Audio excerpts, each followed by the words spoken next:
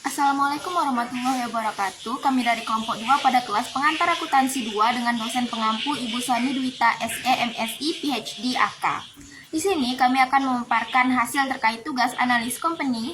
Namun sebelumnya saya akan memperkenalkan rekan setim saya yang akan menjelaskan materi AB, yaitu Dinisa Devindaru dengan NIM 23043009. Materi CD yang akan dibacakan oleh saya sendiri yaitu Najwa Nelsha dengan NIM 23043076, dan materi EF akan dijelaskan oleh Iksan Firmansyah dengan NIM 23043014. Sekian pembuka dari saya. Kepada rekan setim saya persilahkan. Nah, baiklah, di sini saya akan menjelaskan terkait jurnal entry milik analis company. Yang pertama, pada tanggal 3 Desember membeli 4.000 unit persediaan secara kredit dengan biaya sebesar $0,74 per unit. Jadi di sini kita mencari berapa total persediaan barang dagang yang dibeli dengan cara mengalihkan 4.000 unit dengan $0,74, sehingga mendapatkan hasil sebesar $2.960. Di dalam jurnal dibuatkan transaksi yang terjadi pada tanggal 3, yaitu ada akun persediaan barang dagang di debit sebesar $2.960 dan akun utang di kredit sebesar $2.960. Selanjutnya, pada tanggal 5 Desember menjual 4.400 unit persediaan secara kredit dengan harga $0,90 per unit. Ini terjual sebanyak 3.000 unit dengan harga $0,60 dan terjual sebanyak 1.400 unit dengan harga $0,74. Maka kita perlu mencari penjualannya dengan cara mengalihkan 4.000 unit dengan $0,90 sehingga mendapatkan hasil sebesar $3.960. Selanjutnya kita mencari HPP dengan cara mengalihkan 3.000 unit dengan harga $0,60 dengan hasil sebanyak $1.800 dan ditambahkan dengan hasil dari 1.400 unit yang dikalikan dengan $0,74 dengan hasil sebanyak $1.036. Nah, jadi $1.800 ini ditambahkan dengan $1.036. Maka hasil untuk HPP-nya adalah sebesar $2.836. Dalam penjurnalan dicatat transaksi tanggal 5 ini melibatkan akun piutang di debit sebesar $3.600 dan akun penjualan di kredit sebesar $3.960. Dalam penjurnalan dicatat transaksi tanggal 5 yang melibatkan akun piutang di debit sebesar $3.960 dan penjualan di kredit sebesar $3.960. Dan untuk HPP-nya terletak di debit sebesar $2.836 dan persediaan barang dagang di kredit sebesar $2.836.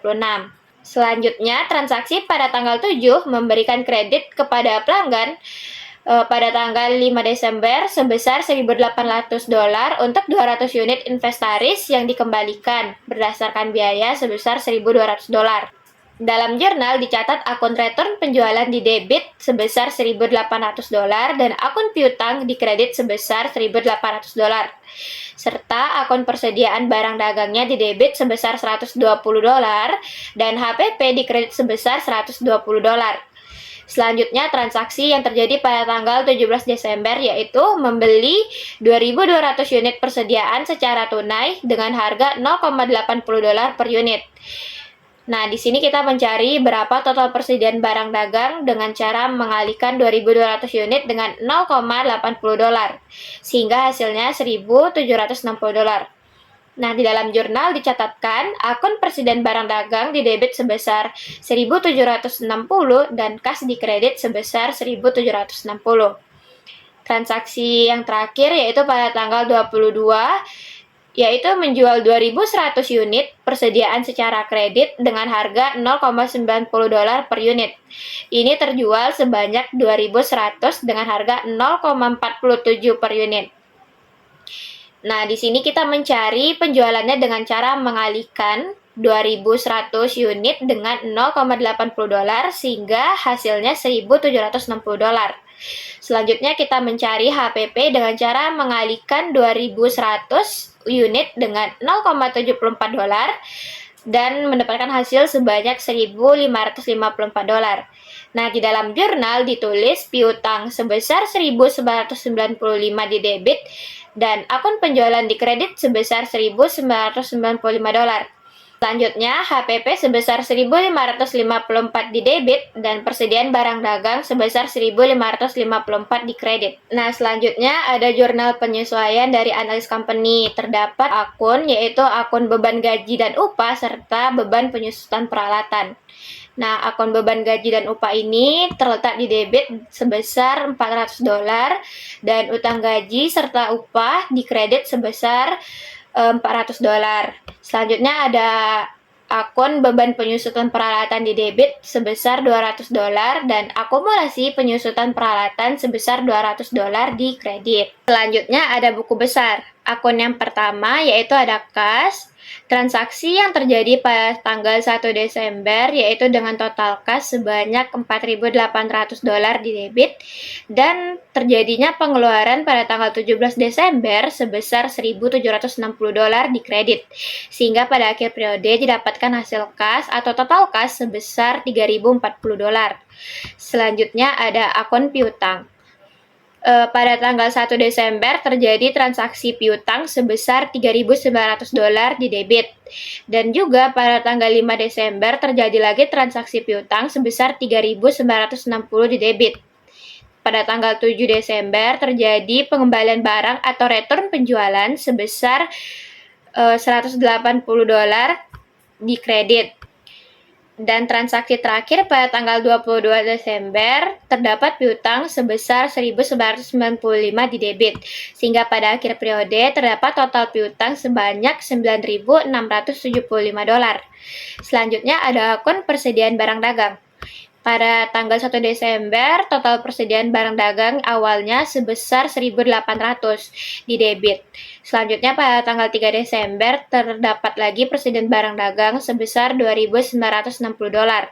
Nah, selanjutnya pada tanggal 5 Desember terdapat $2.836 persediaan barang dagang di kredit. Nah, pada tanggal 7 Desember terdapat 1.200 persediaan barang dagang di debit. Nah, tanggal 17 Desember juga terdapat 1.760 persediaan barang dagang di debit.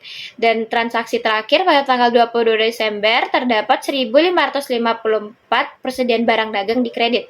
Sehingga pada akhir periode didapatkan total persediaan barang dagang yaitu sebesar $2.250. Selanjutnya ada akun peralatan, di mana terjadi pada tanggal 1 Desember terdapat peralatan sebesar $21.000 di akun debit, dan pada akhir periode ditentukan dan didapatkan hasil bahwa peralatannya berjumlah sebesar $21.000.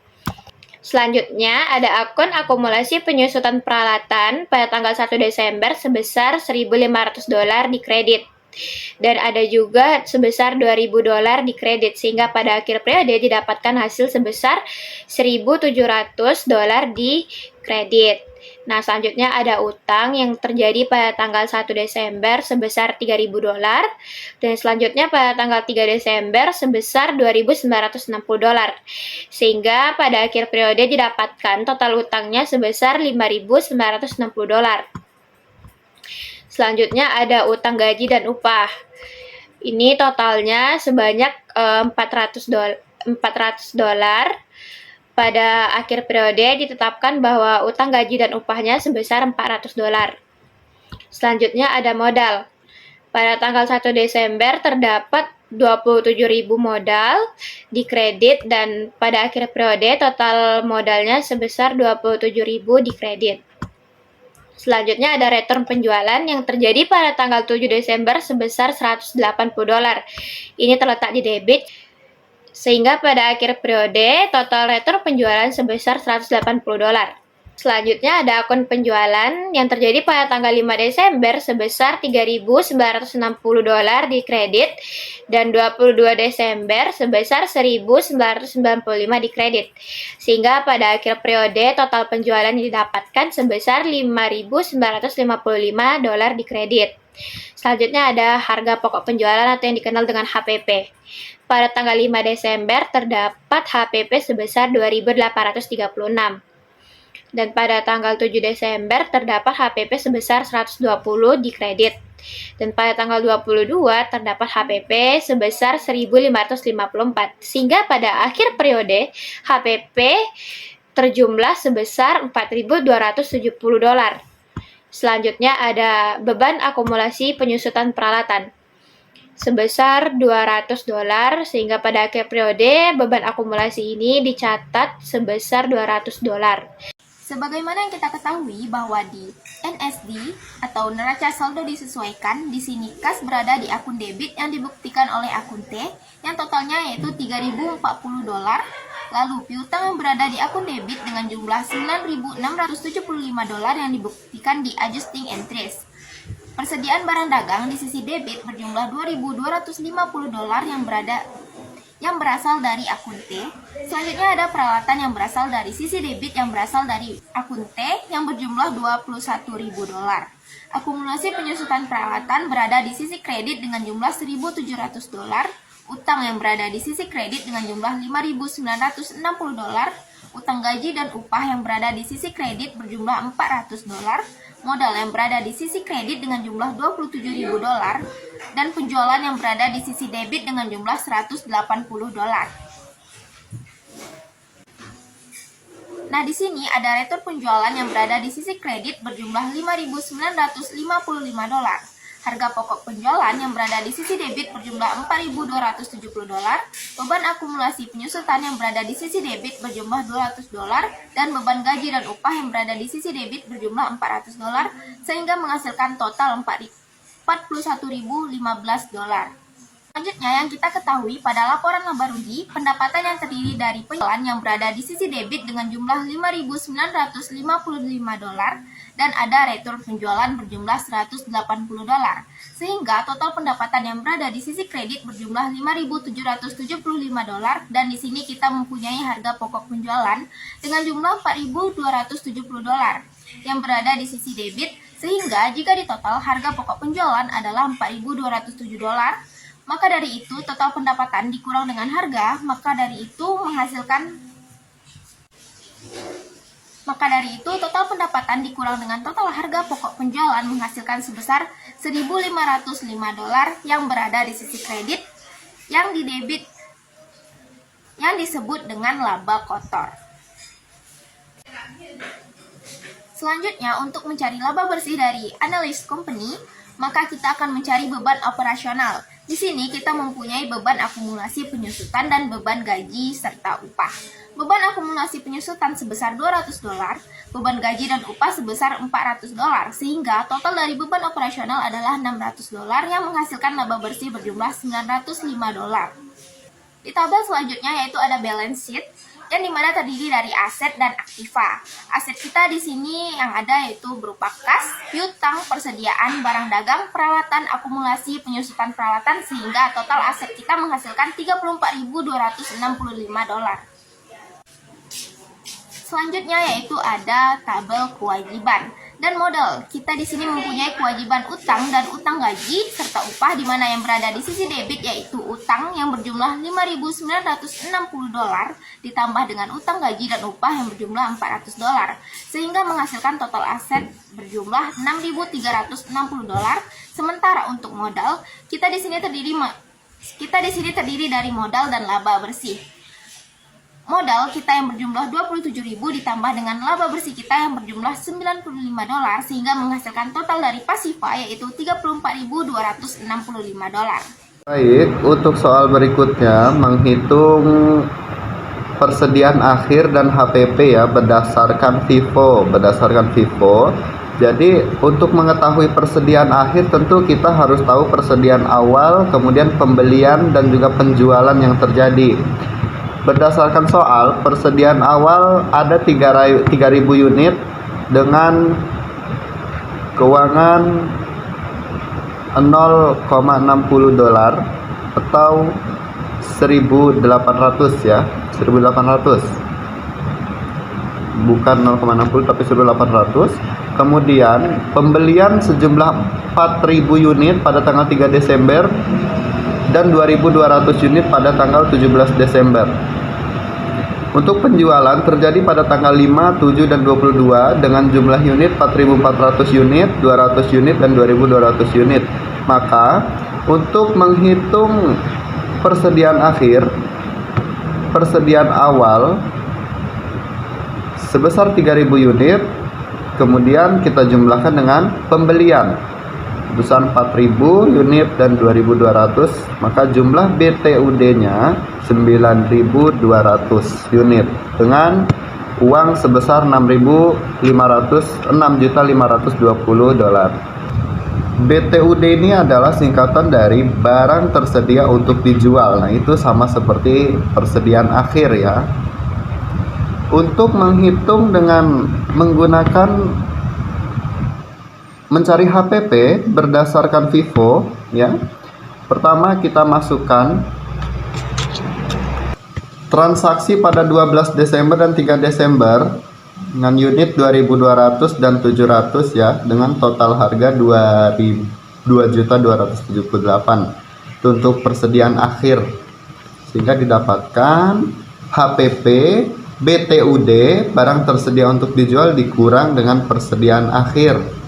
Tadi BTUD-nya 6.520 dikurang 2.278, sehingga HPP-nya harga pokok penjualan berdasarkan FIFO ini kita dapatkan 4.242. Untuk yang terakhir yaitu mengenai metode LIFO. Kalau sebelumnya metode FIFO, sekarang kita metode LIFO ya, dimana sama mencari HPP ya yang tersedia untuk dijual di akhir persediaan. Kita masukkan seperti metode FIFO tadi ya, ada tanggal, berapa unitnya dan harga unitnya dan total harganya berapa. Itu ada transaksi pada tanggal 1, 3, dan 17 Desember. Jika kita totalkan, jumlah unit itu sebanyak 9.200 dan total harganya menjadi 33.160. Kemudian yang kedua yaitu transaksi pada tanggal 1 dan 3 dengan total 7.000 dan total harga 4.760. Untuk mencari HPP itu adalah harga barang pokok yang tersedia untuk dijual, yaitu tadi sebesar 33.160, itu dikurangi dengan akhir persediaan ya. Akhir persediaan tadi kita dapat 4.760 ya. Akhir persediaan itu transaksi pada tanggal 1 dijumlahkan, ditotalkan dengan yang tanggal 3. Maka setelah kita kurangkan HPP untuk barang tersedia yang terjual dikurangi dengan akhir persediaan, maka hasilnya adalah 28.400. Itu terkait metode LIFO. Baiklah, sekian presentasi kami dari analis company. Kami mohon maaf jika masih terdapat banyak kesalahan. Terima kasih telah menonton. Sampai jumpa di pertemuan selanjutnya.